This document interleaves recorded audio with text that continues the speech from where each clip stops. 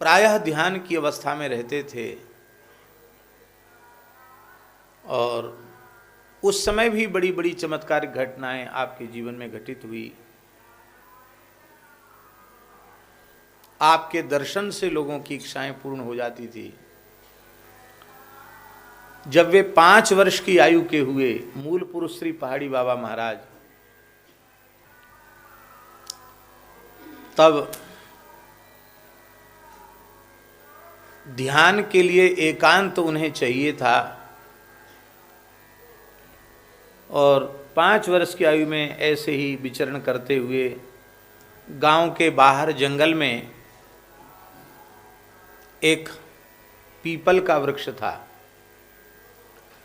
जो खोखला हो गया था, पोला था। उसको गांव के ब्रजवासी टूड़ा पीपर कहते थे। उस टूड़ा पीपर के खोल में आप उतर गए और वहीं आप समाधिस्थ हो गए, ध्यानस्थ हो गए।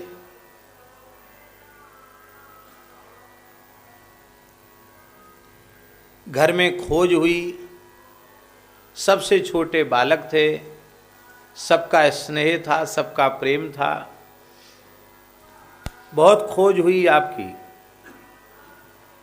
लेकिन पूरे क्षेत्र में खोज लिया गया, कहीं मिले नहीं। 1 सप्ताह बाद जब आपके पिता निराश हो गए और ये समझ लिया गया कि बालक अब जीवित नहीं है, क्योंकि इतना छोटा बालक कहाँ जा सकता है, पूरा क्षेत्र खोज लिया गया। उस जमाने में जंगल खूब थे और जंगल में हिंसक जीव भी थे। ये भी आशंका व्यक्त की गई कि शायद कोई बालक का शरीर नहीं, कोई हिंसक जीव खा गया होगा। जंगल में क्यों, विरक्त स्वभाव के थे। 7 दिन बाद गैया चराने वाले ग्वारिया उधर गैया चराते जंगल में गए। स्वाभाविक किसी ग्वाल ने उस पीपल में झांका, टूड़ा पीपर में, तो देखा तो ये तो ध्यान में बैठे थे। सूचना घर पहुंची, वो तो वहां बैठे। आपको वहां से निकाला गया, आपकी समाधि खुली और उसी समय आपका नाम, गांव में एक नया नाम पड़ गया आपका, टूड़ा बाबा। क्या नाम पड़ गया?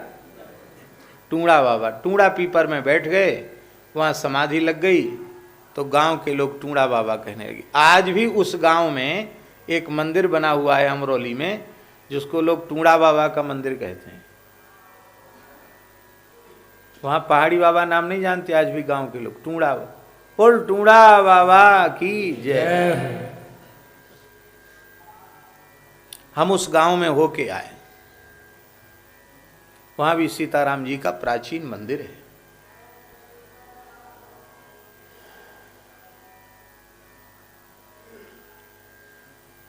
बाबा का नाम टूड़ा बाबा पड़ गया। बाबा घर में आ गए। ऐसे जो सिद्ध पुरुष होते हैं उनकी संसार में प्रवृत्ति तो होती नहीं। संसार में प्रवृत्ति आपकी थी ही नहीं बिल्कुल भी। प्रायः निरंतर श्री राम नाम का जप, एकांत सेवन और ध्यान की अवस्था में भी रहते थे।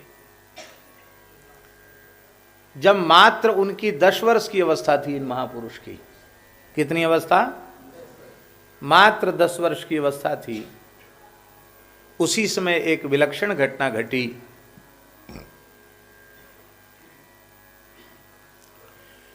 संसार की दृष्टि में देखी जाए तो घटना बहुत सामान्य थी।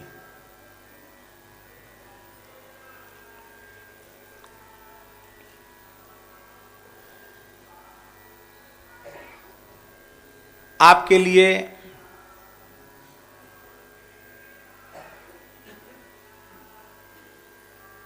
एक समस्या रहती थी। ये तो ध्यान में बैठे हैं, जब ध्यान से उठेंगे तब हठपूर्वक कुछ खिलाए पिलाया जाएगा।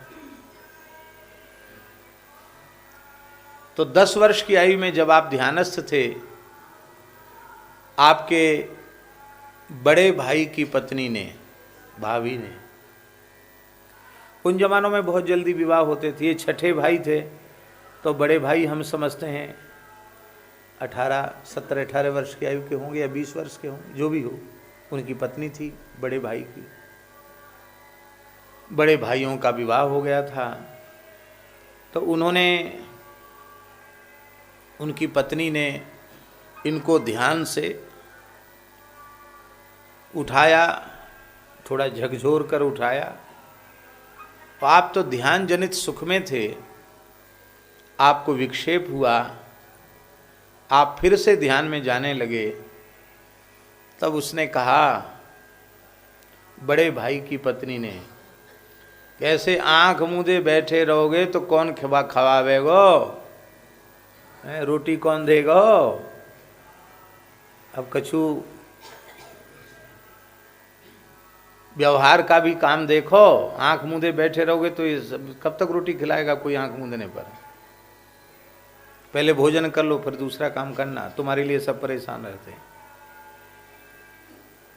आपने कहा कि अच्छा, हम तो यही समझते थे कि सब जीवों को रोटी भगवान देते हैं, राम जी देते हैं सबको रोटी, सबके दाता राम। लेकिन तुमने एक नई बात बता दी कि तुम्हें रोटी कौन खिलाएगा, तो अब रोटी खाएंगे ही नहीं। यदि मनुष्य रोटी खिलाता है तो अब किसी मनुष्य के द्वारा दी हुई रोटी खाना नहीं, अब राम जी के द्वारा दिया हुआ ही ग्रहण करेंगे।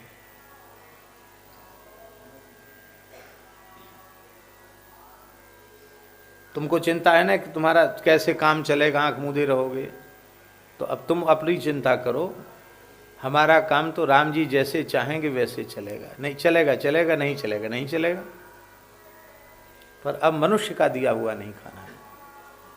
फिर आप ध्यानस्थ हो गए। बालक, 10 वर्ष का बालक कितना बड़ा होता है, लोगों ने सोचा ऐसे ही फिर उठेंगे, भूख लगेगी खा लेंगे, पर उसी रात्रि को आपने ग्रह त्याग कर दिया। मात्र 10 वर्ष की आयु में आपने ग्रह त्याग कर दिया, और उस गांव से विचरते विचरते आप कितने समय तक विचरे, कहाँ पहुँचे ये तो अज्ञात है, लेकिन विचरते विचरते, घूमते घूमते आप गुजरात पहुँच गए।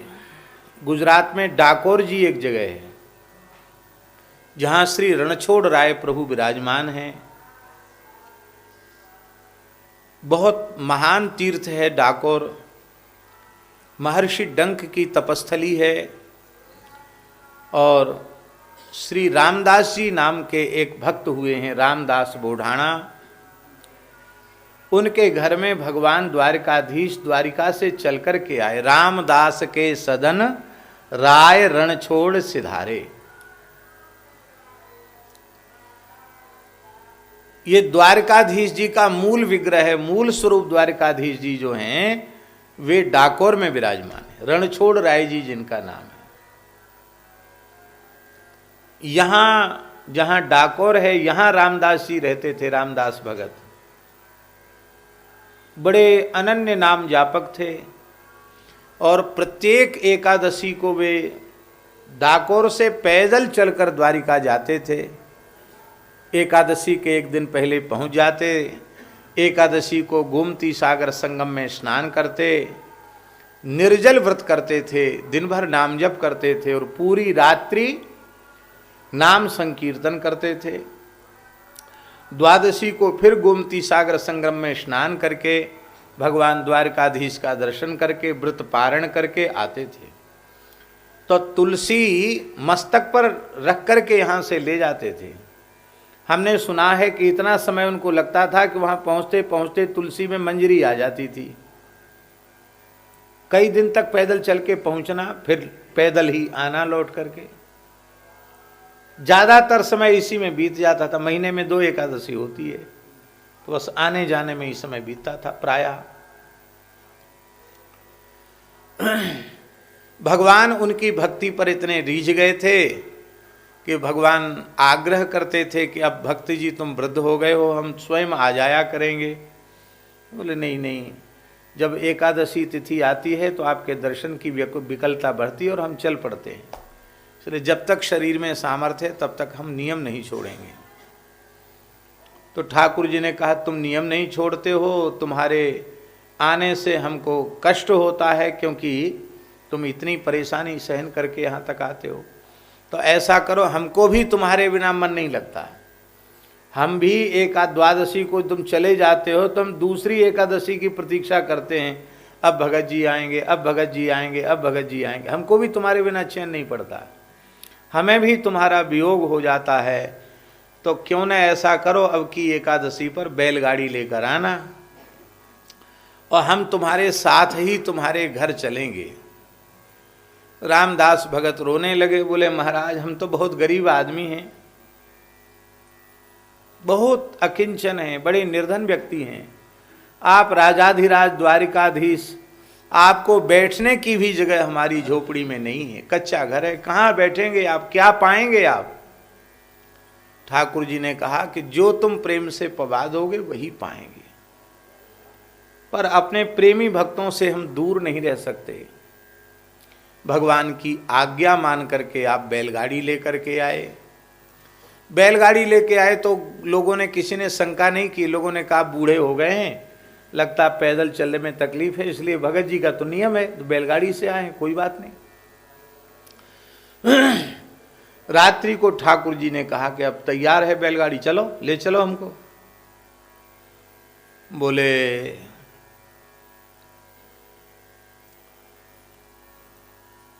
तैयार तो हैं प्रभु।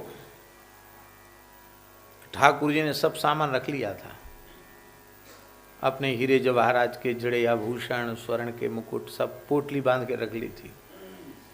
भगवान की पोशाक वगैरह सब अपने आप ही तैयारी की। जैसे कोई दूर यात्रा पे जाने वाला व्यक्ति अपना सामान अपने आप लगाता है, ऐसी ठाकुर जी ने लगा, और जल्दी जल्दी में लगाता तो पोटली गठरी जैसी बांध लेता। तो ठाकुर जी ने गठरी बांध के रखी थी, जल्दी थी जाने की। तब आपने कहा कि देखो आपको तो हम ले चलने के लिए राजी हैं, पर आप अपनी माया को यहीं छोड़ के चलो। आप तो मायापति हो, माया आपके संग रहेगी, पर महाराज हम गरीब आदमी हैं, आप तो चाहे जैसे गुजारा कर लोगे। इतना सोना चांदी लेकर पहुंचोगे तो हमारे लिए तो बड़ी समस्या हो जाएगी। फूस का छप्पर है, कच्चा मिट्टी का घर है, कहाँ आप रहेंगे। आपको यदि हमसे प्रेम है तो सब सामान ऐसे ही छोड़ के चलना पड़ेगा, एक कपड़े में चलना पड़ेगा। तो जैसे लोग प्रेम करते हैं ना, प्रेम के लिए सब कुछ बलिदान कर देते हैं, ठाकुर जी ने भी सब त्याग दिया। ठीक है चलो, तो जैसे तुम्हारी राजी। भगवान ने कहा, एक वस्त्र में भगवान हो गए, बैलगाड़ी में बैठ गए। अब बैलगाड़ी तो अपने बैलगाड़ी के ढंग से चलेगी, पुरानी बैलगाड़ी थी, और बैल भी कोई नए जवान बैल नहीं थे, बड़े बूढ़े बैल थे। पर ठाकुर जी ने कहा कि देखो भगत, अब पीछे से प्रातःकाल होते ही मंगला में ब्राह्मण आएंगे, मंदिर खोलेंगे, मंदिर में हमको नहीं देखेंगे तो हमारे तुम्हारे दोनों के ऊपर विपत्ति आवेगी, तो हमको बचाओ। प्रभु कैसे बचाएं, आपने ही कहा, आप जानो। तो बोले ऐसा करो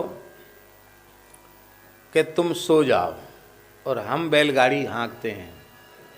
तो हमको ऐसी विद्या मालूम है कि हम बहुत जल्दी बैलगाड़ी दूर तक ले जा सकते हैं, और गाड़ी हाँकने का, रथ हाँकने का तो हमारा पुराना अभ्यास है।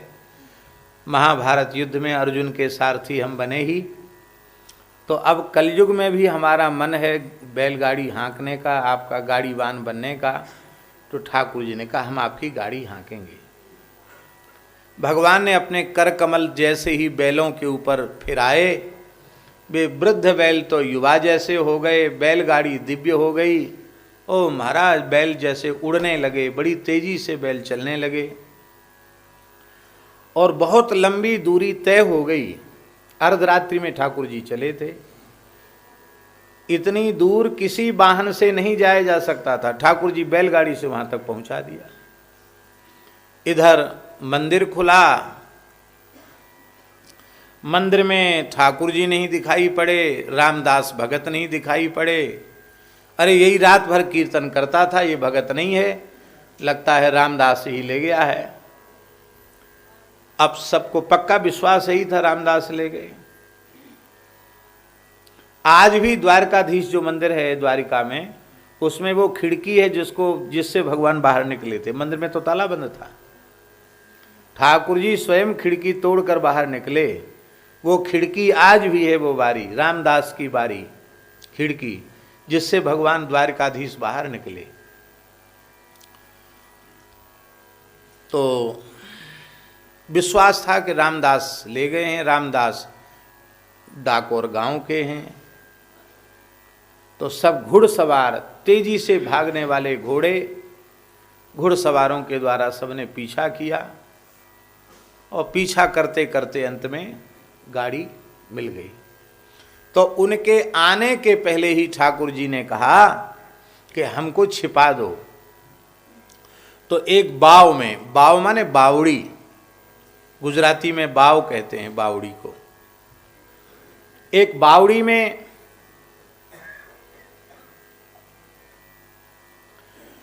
बावड़ी में ठाकुर जी को विराजमान कर दिया गया।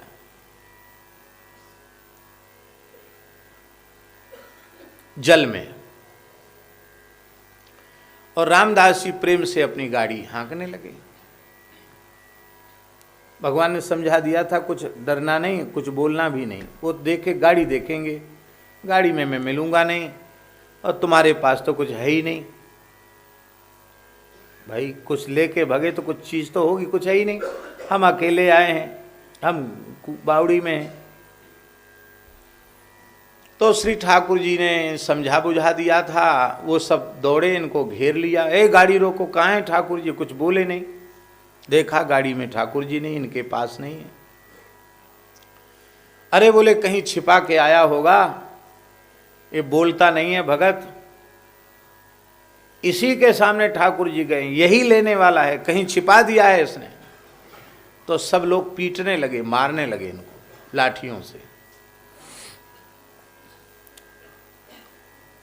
रामदास जी बूढ़ाना बेहोश हो गए, मूर्छित हो गए।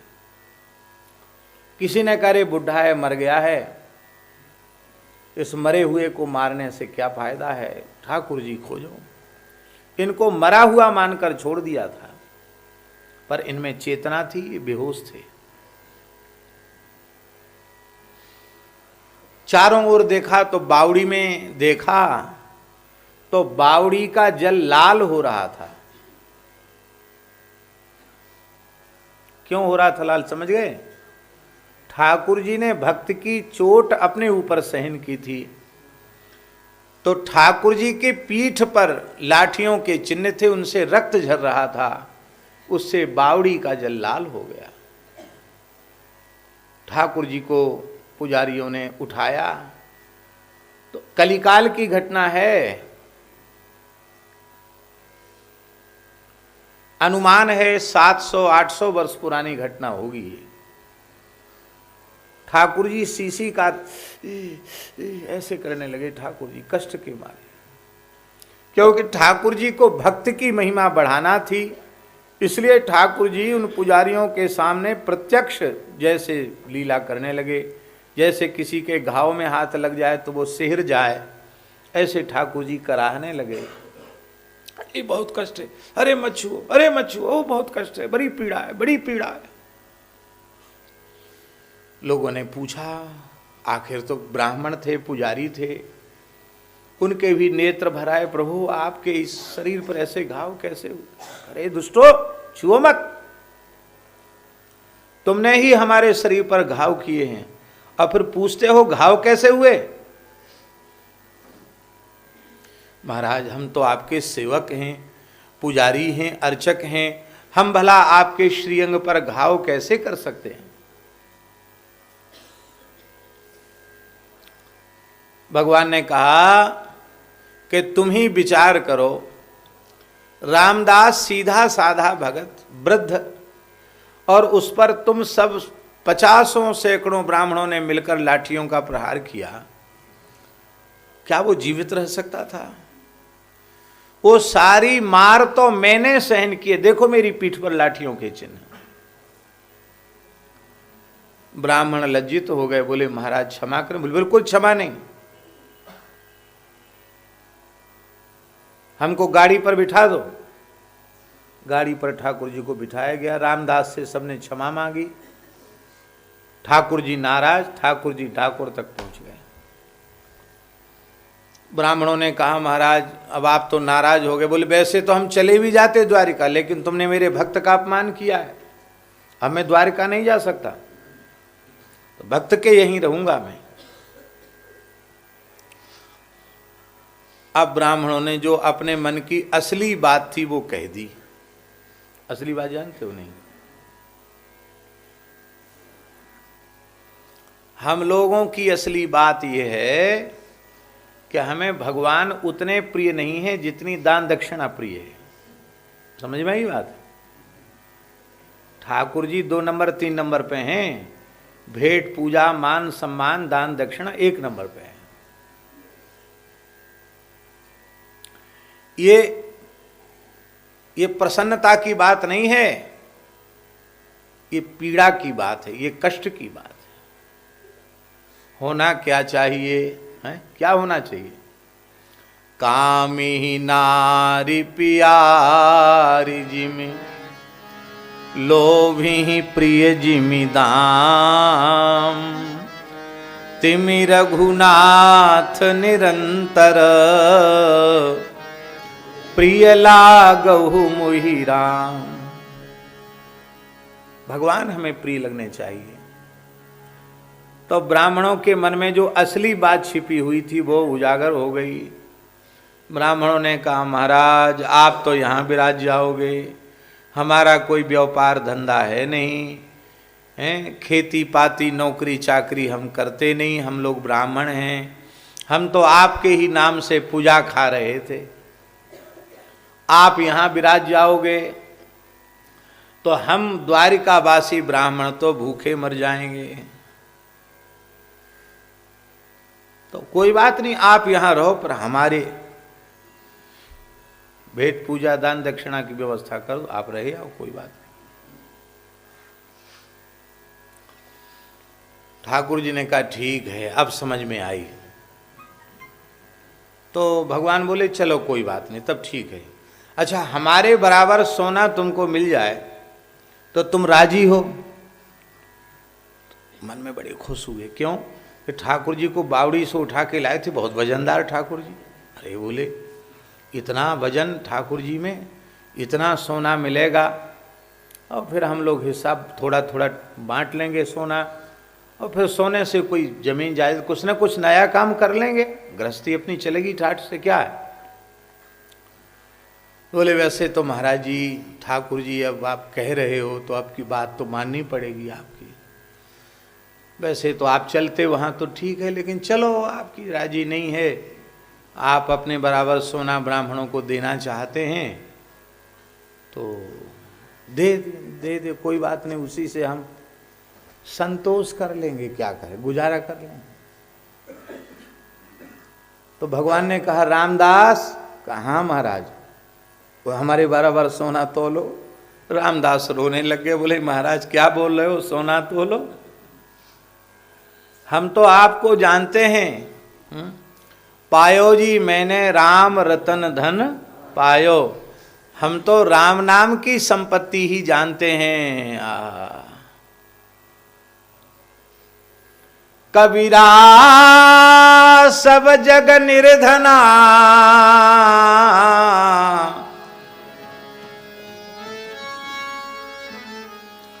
कबीरा सब जग निर्धना,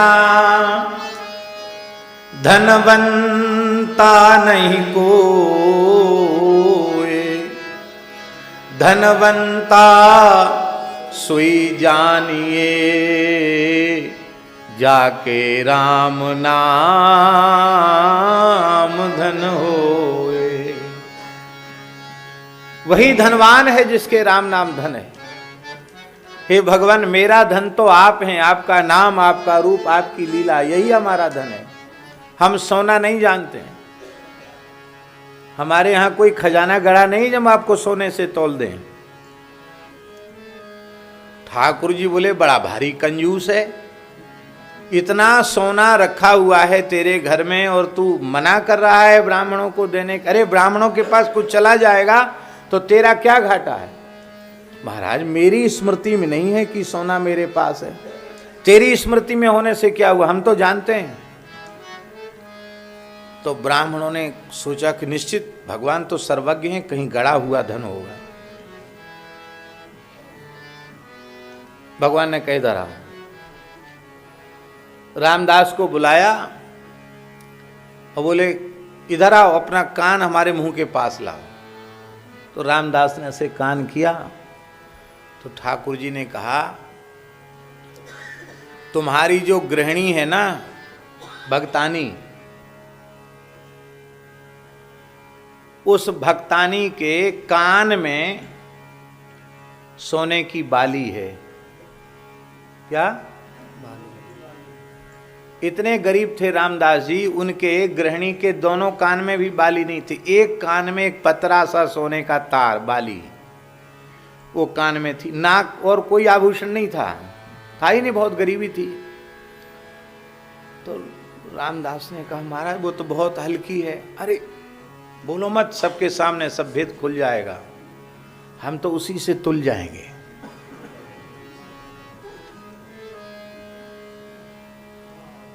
तो बड़ी तराजू बांधी गई, ठाकुर जी को तराजू पर बिठाया गया और ठाकुर ने लाओ रामदास लाओ धन लाओ। रामदास ने तुरंत अपनी गृहिणी से कान की एक पतरी सी तार सोने का बाली वो लेके आया। ब्राह्मण हंसने लगे कि क्या तमाशा कर रहा है। जैसी बाली पड़ले पर रखी, द्वारकाधीश रण छोड़ राय तो ऊपर झूलने लग गए और बाली वाला जो पड़ला था वो जमीन से चिपक गया। ध्यान में आई बात, भगवान हल्के हो गए, बाली वजनदार हो गई, भगवान से कई गुना ज्यादा हो गई। भगवान बोले भाई देखो हम तो उदार हैं, हमारे भक्त हमसे भी ज्यादा उदार हैं। सौदा तो तय हुआ था कि बराबर का सोना देंगे, लेकिन हमारे भक्त की उदारता है, हम अपने से कई गुना सोना तुमको ज्यादा दे रहे हैं, ले ले जाओ। ब्राह्मण बोले अरे तुम तो ठगते हो। कैसे? कहले जैसे आपने वामन अवतार में बलि को ठग लिया, ऐसे ही हमको ठग रहे हो।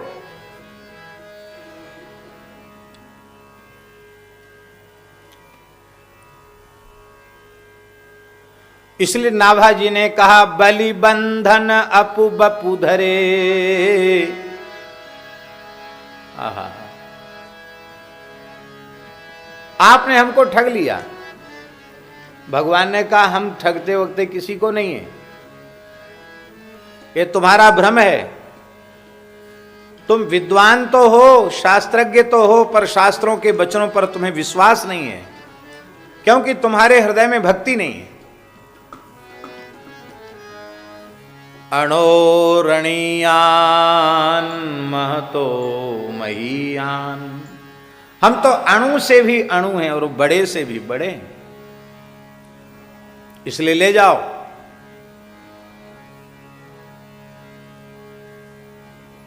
ब्राह्मण बोले धरे रहो अपने पास, कम नहीं चाहिए। क्यों? कहते 10-10, 20-20 तोला सोना तो हमारे शरीर पर ऐसे ही है। आज भी द्वारिका के ब्राह्मण खूब सोना पहन के रहते हैं, तो हमारे पास तो वैसी दुनिया भर का सोना हम पहरे हुए हैं, ये बाली का लेकर हम क्या करेंगे? जरा अपने भक्तानी के पास रखो। हमारा समाधान तो नहीं होगा इस बाली से। हमने तो इसलिए सोने की बात स्वीकार की थी कि आपके वजन के बराबर सोना कुछ बहुत ज़्यादा मात्रा में मिलेगा तो हम लोग कुछ कर लेंगे, कोई दूसरा धंधा कर लेंगे। अब आपने ऐसा काम कर दिया, तब महाराज हमको तो आप अपने जैसा स्वरूप ही प्रदान कर दीजिए। भगवान को दया आ गई। भगवान ने कहा कि तुम जाओ, वहां तुम्हें मेरे ठाकुर जी जहां होंगे वहां ठाकुर जी का संपूर्ण ऐश्वर्य होगा। जहां द्वारकाधीश विराजे वहीं द्वारिका प्रकट हो गई, डाकोर द्वारिका बन गया।